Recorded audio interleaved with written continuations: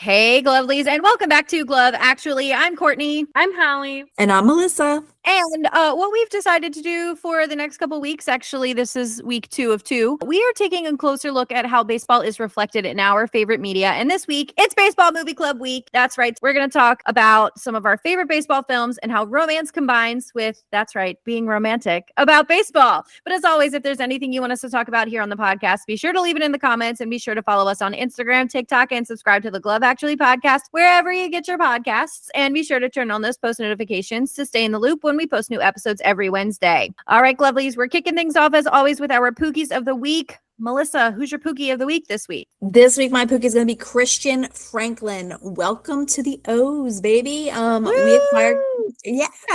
We acquired Christian from the Nats in the 11th hour before the trade deadline. He was in AAA, but we brought him right up to the show the next day. He had a great first game. He became only the second Oriole in history to record a walk, a run, and a stolen base in his rookie debut. He's one of those stories that we love to talk about with the name Perseverance. He was a fourth-round draft pick back in 2021, but he still hadn't made it all the way up to the big leagues until we gave him that chance. So, and P.S. he's wearing James McCann's number. We love that. Number 27. So you have thus proved yourself worthy, sir, of the number. So welcome, Christian. I hope this is the beginning of good things to come for you and your new team. Period. Welcome, welcome, welcome, Christian Franklin. And you're a Glove Actually Pookie. So not only... have you made your major league debut, you've made your Glove Actually debut. Congrats, baby.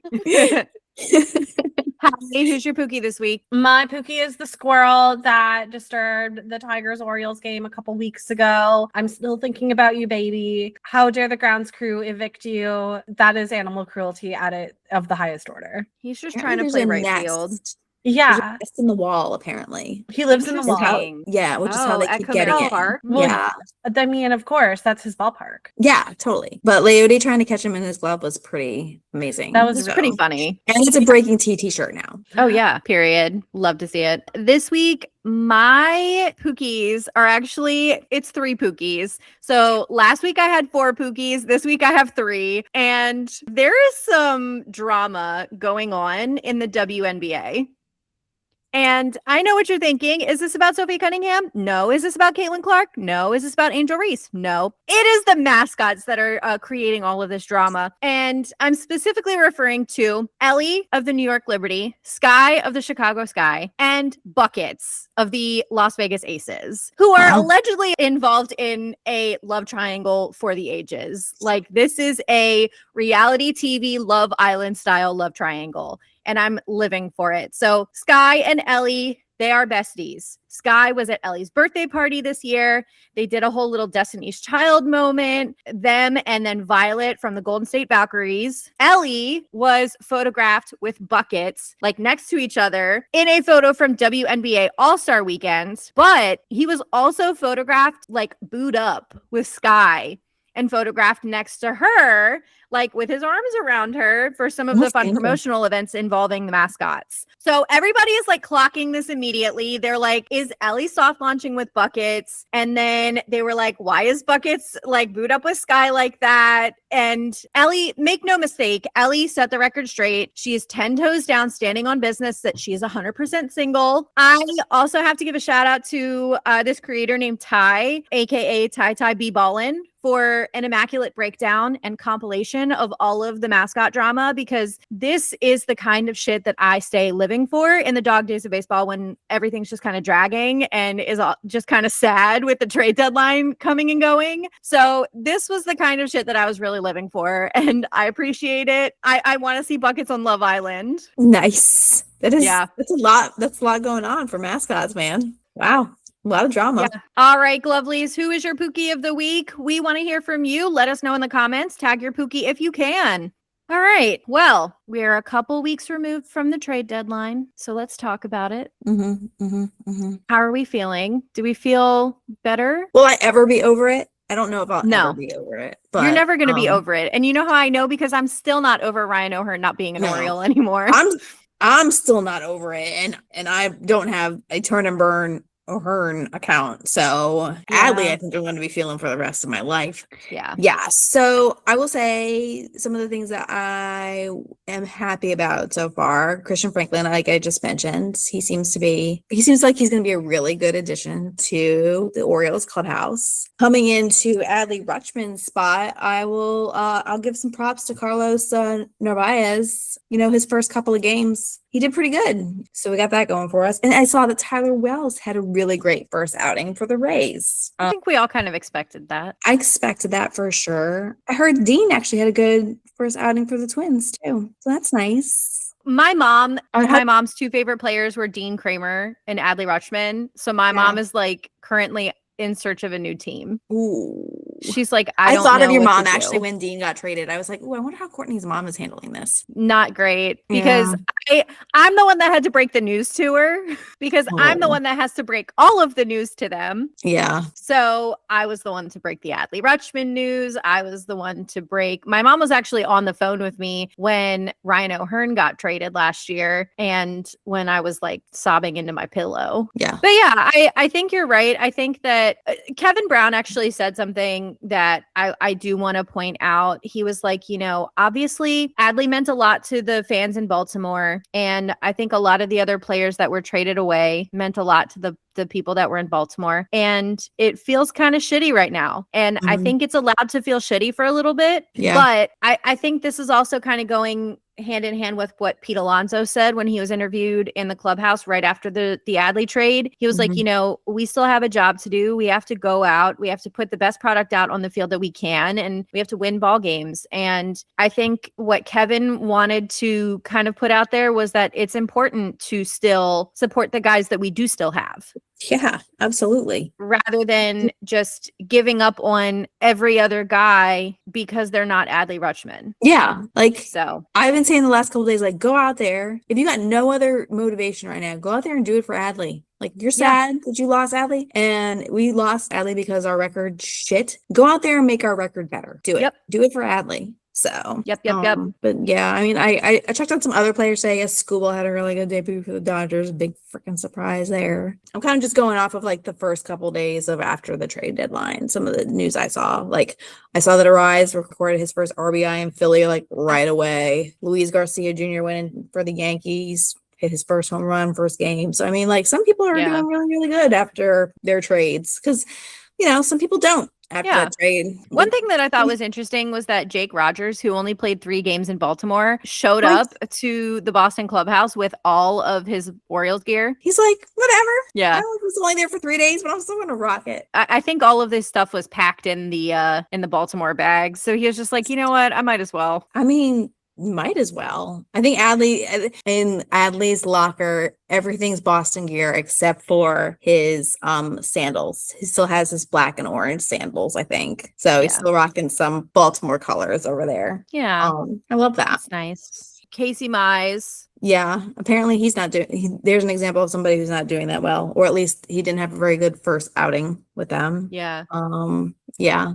I wonder how well Chris Bubik is going to do with the Dodgers, because once again, the Dodgers were like, you know what? Let's go out and get a starting pitcher because we have no starting pitchers. Bullshit. Yeah. Yeah. Right. Yeah. We don't have any. We don't have any. Guys, Fresh we don't out. have any starting pitchers. Serious? Please define starting pitcher. Little what does that mean to you? Saw that was when I saw that Chris Bubik went to the Dodgers, I was like, what the guys don't need anymore. You can't keep the rest of us out of the World Series by hoarding pitchers. I'm sorry. Your entire roster can't be pitchers. Exactly. Genuinely, how do they have space for so many people?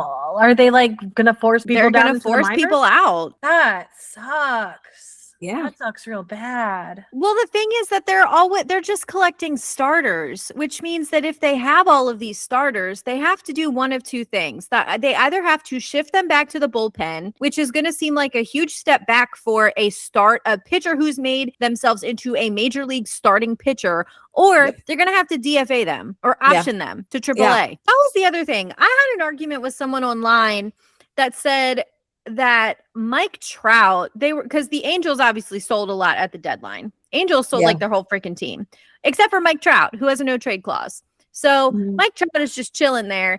And somebody was like, I don't really think Mike Trout wants to win, because if he did, he wouldn't have a no trade clause, one.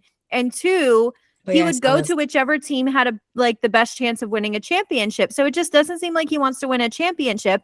And why are you in Major League Baseball if you don't want to win championships? And I'm like, one, he is being paid a hell of a lot of money, Mhm, and he's in a city that he likes, that likes Mhm. him, mhm, that his family likes, and that likes his family. mhm. And then on top of the hell of a lot of money that he's getting paid, to have a no trade clause in your contract basically means that your family's life can't get uprooted for the duration of your contract. So Yeah. that's stability for your family. Absolutely. Never mind the fact that there's a pretty good chance that he is playing Major League Baseball. Oh my God, because he likes playing baseball. Yeah. And here's the other thing, like they may suck now. Guess what? Look at the White Sox the last couple of Yeah. years and look at them this year. The other thing He's that's rich really enough. He doesn't the need other thing them. that's getting under my skin is that for whatever reason, there are fans, a lot of Major League fans, who for whatever reason are so displeased when there is any sort of like joy or whimsy exhibited. So the Mets brought up a pitcher, made his Major League debut, and during his Major League debut, struck out a batter. And as soon as he struck the batter out, he like jumped into the air and he was really excited because one, it's his Major League debut, and two, he just struck out another player. Mm-hmm. As a pitcher, that's what you want to accomplish. Yeah. So And the fact that you've accomplished it is huge. On day for the one first of time. your big job, your big boy job. exactly. So everybody in the comments is like, ugh, this is so unprofessional. I don't want to see this, blah, blah, blah, this, that, the third. And they're like, the Mets will do anything except for win. I'm sorry. The Mets are striking out a batter right now, and you're still mad? Yeah. I don't get it. No. I really don't get it. There is like, for whatever reason, people assume that if you are not winning every single baseball game, that any sense of joy or whimsy or anything positive, like reinforcement, needs to be stripped out of your clubhouse. And Toxic that's what's going, masculinity. yeah, that's, Mhm. and that's what's going to make you win. Men will do They don't- anything other than go to therapy. It's Include true. like bullying a stranger online It's true. or having They just- fun at work. They don't want them to show any emotion at all. Yeah. Like they're Well, not 'cause robots, it's not manly. guys. It's not part of their like manly hero worship agenda.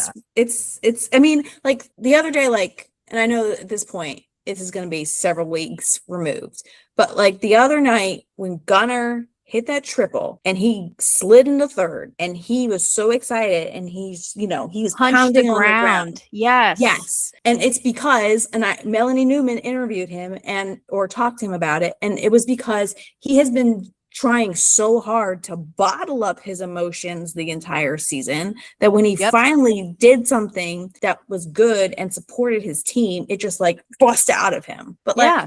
why did he have to like contain his feelings? And my husband's even said it a couple times as you're watching games, like Gunnar got a home run and there's like no expression on his face. Like, dude, you hit a home run. Get excited Yeah. about it. He's just like stone faced running around the bases. He'll like put his Yes. arm out, but that's it. Yeah. I don't get it. I love seeing baseball players get emotional. I love seeing Yes. baseball players get excited. It just, again, these are human people and they Yes. are playing a game for a living, and they're extremely lucky to be able to do what they're doing. And it is a privilege for them to do what they're doing. But does that mean that they have to act like robots? No. No. And it's ridiculous to purport so. I don't want to watch robots. If we want to watch Exactly. robots, it could be some we could just, create some, maybe have some Terminator shit happening. I don't want to watch robots. I'm not here for the Yep. robots. Yep. Unless it's the ABS. That's an okay robot. I love it. Okay. All right. Well, Glovelies, how are you feeling since the trade deadline? We want to know. We know we've been talking about the trade deadline for a few weeks now, but we're still feeling it. We want to know, how are you guys feeling? Let us know in the comments. All right. Now, Glovelies, before we get into our movie club talk, we are going to dive into our top 5 of the week. And this week, our top 5 is going to be our top 5 baseball films. And this is actually a top 5 that someone else asked us to do when we went on their podcast. but I think my top 5 looks a little different than it did when I did it before. So Mhm. we'll see. Mhm. We'll see. Okay. Melissa, do you want to start us off with your number 5? Number 5, For the Love of the Game. So I love one of Kevin's Costner's 4 baseball movies. I love this one. This is the more dramatic one, I think, out of the bunch. So it's a great movie. And with Kelly Preston. Super cute. Great Oh, movie. love it. Kelly Preston, R.I.P. I know. Hallie, what's your number 5? I am very controversially going to put The Sandlot as my number 5. Wow. And I know a lot of people are going to think that's too low. It makes me curious what you're putting above it, but not necessarily. Yeah. It will make more sense when you hear the rest of the list. I'm excited. Okay. All right. My number 5 is actually a movie I'm going to be talking about in a little bit. It is Moneyball, and Moneyball makes my top 5 because it completely changed the way that I look at the game. And I think it changed the way that a lot of people look at the game, and it changed the entire landscape of the game, if you think about it. And like I said, I will get more into it a little bit later, but Moneyball is my number 5 because, I mean, how can you not be romantic about baseball? That's right. Actually, I'm kind of surprised that's low on your list too, but yeah. There's a lot of other ones that have more of a chokehold on me. I believe that. So, Okay. all right. Melissa, what's your number 4? I'm going to do Major League 1 and 2. Both Little comedic classics. 1-2 hit. Love it. Yeah. Yeah. I mean, you got to have the complete story. So, yeah, I appreciate both movies. And honestly, like, what's funny is I was an HBO kid. Like, I would always watch HBO in the summer. And Major League 2 was the one that I saw the most because at that time, that's what had just come out and was shown on HBO. So I've probably seen Major League 2 more than I've seen Major League 1. Oh my God. That's so funny. It is. I love that though. All right. Hallie, what's your number 4? My number 4, maybe only controversial to Courtney, but I'm putting Fever Pitch as my number 4. But I love Courtney and I love watching this movie with her. There is no better scene than the ball to the face. She doesn't like this movie. She just likes watching it with me. Yes. I like that though. Yeah. It makes her list for that reason. That's kind of beautiful. Okay. Yeah. Thanks. That's a very special movie to me, even though I might cut that part out. Okay.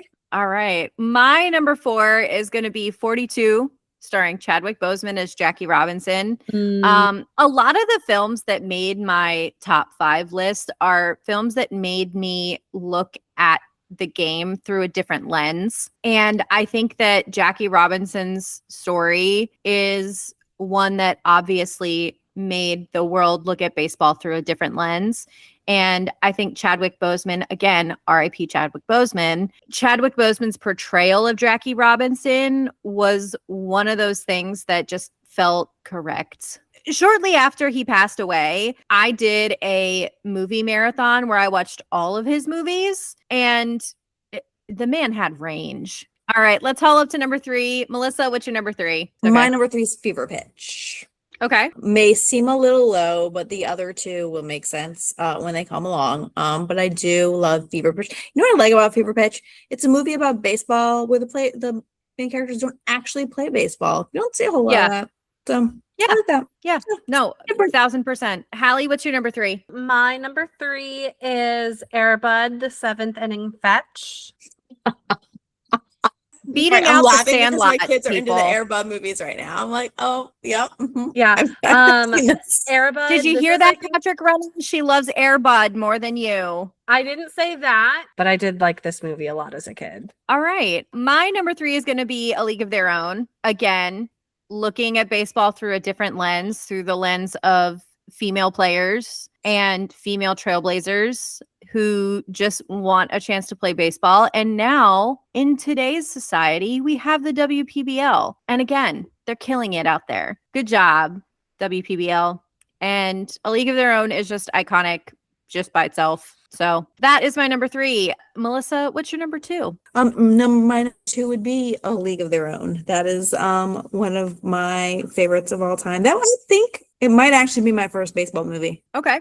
I cannot remember one that came before it. So it's A League of Their Own. So I love it. Twice in the movie theater, and I was just a little kid in 4th grade. Yeah. Hallie, what's your number 2? I promise I'm not copying Melissa's homework. It is also a league of their own. Yes. Like, what Love is it. left to say? It's a wonderful movie, perfect cast, near perfect storytelling. Rosie O'Donnell, I would on your behalf. Say the word and I'll do it.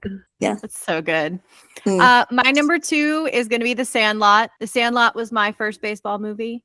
So, and Mhm. it is iconic. We have spoken many times about how much we love The Sandlot, and very, very formative movie for me as a young baseball fan and a young film fan overall. Yeah. Hell yeah. All right. We have pulled up to our number 1 picks for top 5 baseball films. Melissa, what is your number 1? It would be The Sandlot, because how could you not love The Sandlot? It is like the best. Great Hambino, that the cast that we've been talking about. I mean, they're just fabulous. I love this movie. Best 4th of July scene ever. Hell yeah. Sandlot. Yeah. If you don't love The Sandlot, you're an L7 weenie. Hell yeah.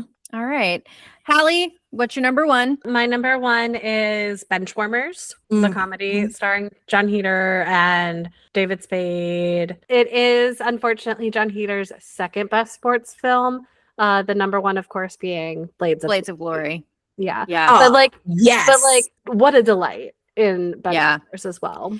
I need John Heder in more sports movies. Yeah, I Mhm. need him in more movies, period.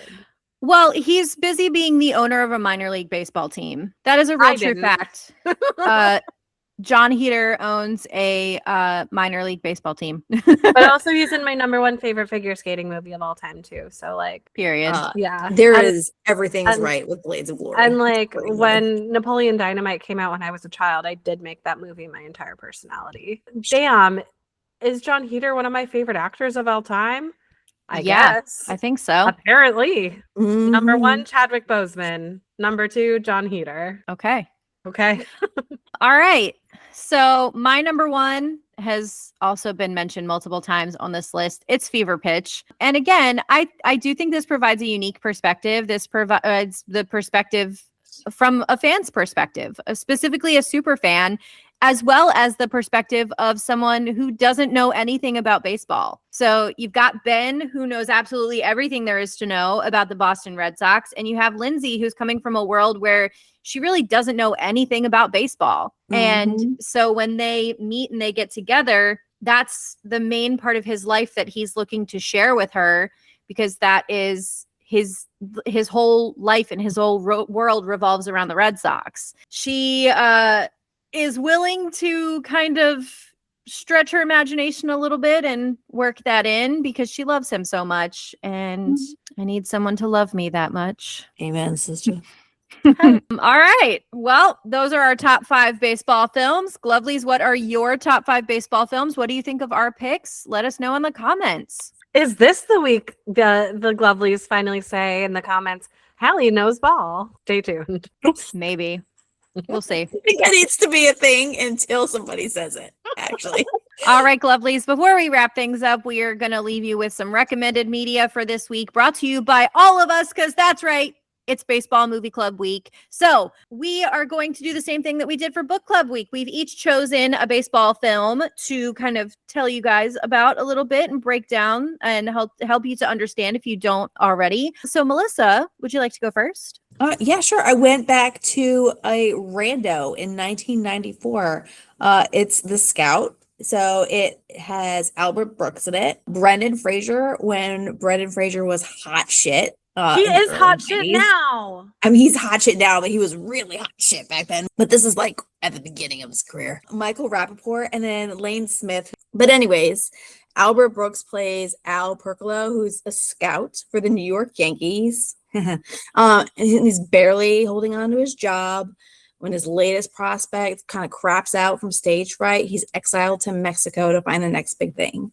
And when his search starts to come up empty and it seems like all hope is lost, he stumbles across Steve Nebraska, who's an American with 100+ fastball and a perfect batting average. But the only problem with Steve is, who is, by the way, Brendan Fraser, he's got severe social anxiety and is traumatized from his childhood. He actually acts like a child, quite honestly. He's definitely stuck in his childhood. The future of Steve's career falls on psychiatrist Dr. Aaron, who's Diane Wiest, and tries to help him overcome his past so he can play. So this movie is kind of like pitched as a comedy, but it's one of those movies where it's more like a dramedy. You know, it's funny, but it's got a lot of dramatic parts too. But there are some real people in the movie, including George Steinbrenner, Keith Hernandez, who was a first base player, and he won the 1979 National League MVP. And then Brett Saberhagen, who was a Cy Young winner and MVP of the 1985 World Series. So you have some real baseball players in this movie. And I also kind of found it pretty appropriate for the times because there's one scene where like everyone's trying to make a bid on Steve Nebraska to see if he'll play for their team. And you know who wins? The freaking Yankees outbid everybody else and drops a bunch of money to get them to get him to play for them. So some things don't change, guys. Same thing now as it was in the 90s.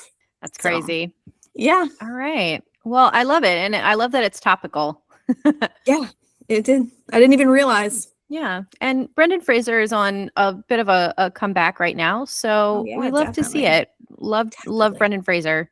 Hallie, what you got for us? My selection is also from 1994, and it was only on hour 4 that I realized this wasn't a movie at all. It was, in fact, a documentary miniseries. That's right. It's Ken Burns' baseball documentary for PBS. Yes.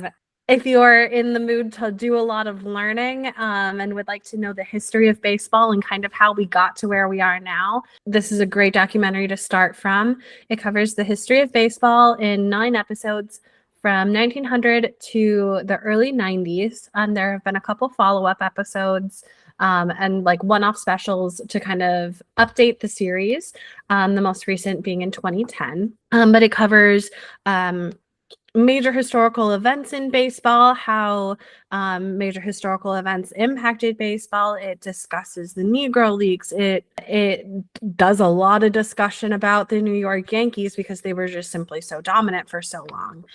If you have a thirst for knowledge and have approximately 9 hours of time on your hands, this is a great opportunity, like great series to watch.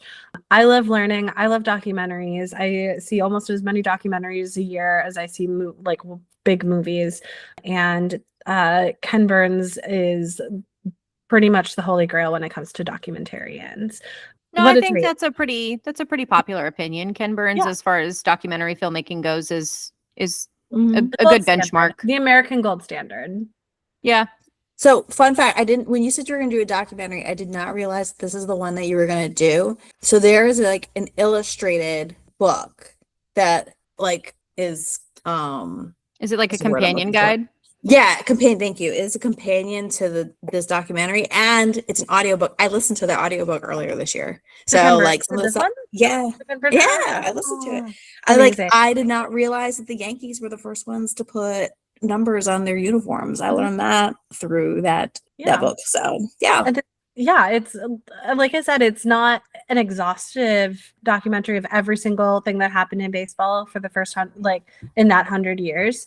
But like I said, it's a great starting point if you are it's a good crash course. Yeah, if you're someone new to following baseball and want to kind of get a brief 9-hour overview of 100 years of history. It's a great watch. It's nice. I think it's nice to learn things. It is.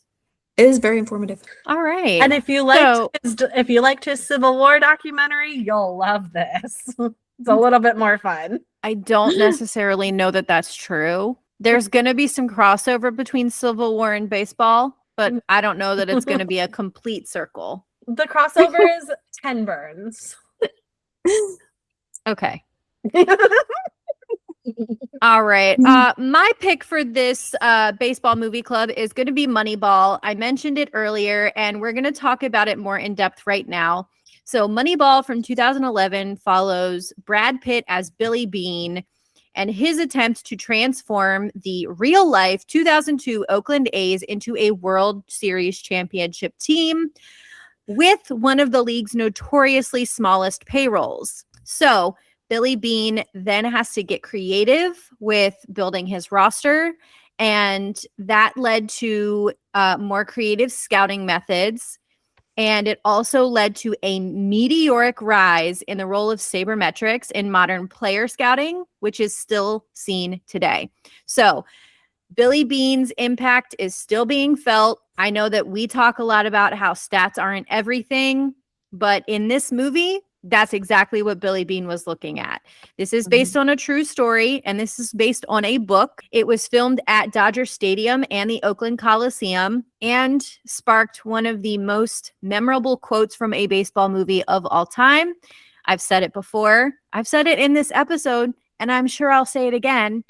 But how can you not be romantic about baseball? Facts. So you've got Brad Pitt as Billy Beane. You've got Robin Wright as his ex-wife. You've got Jonah Hill as a character named Peter Brand, who is a fictionalized character, which was based on Paul D. Podesta. You got Philip Seymour Hoffman, again, R.I.P., as Art Howe, the IRLA's manager. And you also have Chris Pratt as real-life catcher Scott Hatteberg. So one of the turning points of the movie is when he decides to Billy Beane decides to take a chance on Scott Hatteberg, despite the fact that he's had multiple injuries in the past. But the number one thing that he's focused on is his on-base percentage, because he has a really high on-base percentage. So I spoke about this in the MLB Hall of Pretty Good episode. You're not scoring unless you're getting on base. So you've got to touch a bag in order to score a run. So if you can get on base, that makes you a pretty good player, in my opinion. And that's basically how Billy Beane crafted his 2002 Oakland A's team. So are you feeling romantic about baseball? I know I am. Every day. Every day. Every day. All right. Well, because Hallie does not want to be perceived on the internet, if you would like to comment about any of these recommendations, you can always find us on Instagram, TikTok, comment anywhere pretty much, or you can comment right here on Spotify, right here on Apple Podcasts, wherever you get your podcasts. Comment, let us know what you thought of these recommendations. And Melissa, if the Glovelies want to make recommendations of their own or talk about our recommendations, where can they find you? They can find me on Instagram, Facebook, and TikTok at no_regrets_reader. All right. Well, Glovelies, that's going to do it for this episode of Glove Actually. Thank you so much for listening, and be sure to follow us again on TikTok, Instagram, and subscribe to the Glove Actually podcast wherever you get your podcasts. And be sure to turn on those post notifications to stay in the loop when we post new episodes every Wednesday. All right, ladies, what are we looking forward to most this week in the world of baseball? Who do you hope has fun this week? I hope that every MLB family that was reunited over the summer has a good week, because school is about to start across the country, which means moms and kids are heading home and family time will be limited during the rest of the season. So I hope you're all able to find some time to spend together, and good luck to all your kids that are starting the new school year. I love that. That's so sweet. Hallie, who do you hope has fun this week? I hope this week that the Tampa Bay Rays have fun. I do not know what's going on over there. I have not been locked in at all. But I just hope that you have a fun week, because I'm thinking about you for once in my life. Aw, lock Just in, girl. once? Good shit. What? Just They're doing once? some good shit. Just once. I don't do a lot of thinking about men. Okay. All right. Well, I hope Adley Rutschman has fun this week. We were talking a lot how he's not necessarily having the best time fitting in with his new team. And I don't like watching videos of him getting talked at in the dugout. It's not my favorite thing. So, or him videos of walking alone. That makes me sad. I know. I don't like it. Someone go get our boy. I know. Please. Someone save him. Someone be nice to him at work. Please. It's like if the Orioles if you can't go back to the Orioles, but please just be nice to him. Have you never been alone on your first day at work with no friends yet? Have some compassion. I do like that one video though, where I guess he was in the dugout during the game and he did the usual stare in the camera thing. Oh, yeah. He used to do for us. And I'm like, it's Adley giving us a sign he's okay. Here's the thing. Everybody is in the comments being like, oh my God, Adley's side-eyeing, blah, blah, blah. Oh my God, he's so funny. And I'm like, you don't know him like we know him. No, you don't know him like we know him. This is normal for him. That's right. This is like nothing. You don't deserve him. They don't. Ugh. All right. Well, this has been Glove Actually. I'm Courtney. I'm Hallie. And I'm Melissa. Thank you so much for joining us today. Have a great week, Glovelies. And as always, be kind, keep it cute, and stay glovely. Lovely. I love you, Adley.